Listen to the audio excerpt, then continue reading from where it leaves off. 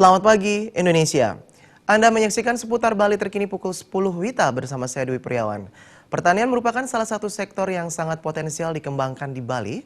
Potensi tersebut akan dapat digarap maksimal jika didukung strategi pemasaran yang cerdas. Selain pariwisata, sektor pertanian mempunyai potensi yang sangat besar dikembangkan di Bali. Selain ketersediaan lahan, masyarakat Bali sendiri sudah mempunyai kultur untuk bertani.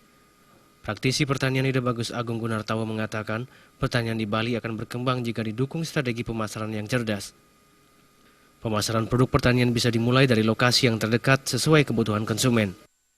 Setiap strategi itu pasti selalu berorientasi step by step dari yang terdekat. Jadi harus diidentifikasi apa yang masyarakat Bali butuhkan, itu menjadi prioritas. Karena dengan begitu, satu, kepentingan kita untuk swasembada di Bali ini. Yang kedua, otomatis kalau sudah pangsa pasarnya dekat, berarti akan bisa menekan kos. Entah dia transport, logistik, komunikasi lah dan seterusnya. Sehingga harusnya bisa bersaing dengan produk yang harus nyebrang laut dan seterusnya.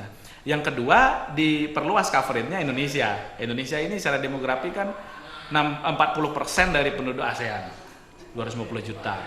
Sehingga tidak buru-buru sebenarnya kita berorientasi harus ekspor gitu ya. Memenuhi kebutuhan domestiknya Indonesia saja sudah menjadi komoditi bisnis yang sangat menarik lah.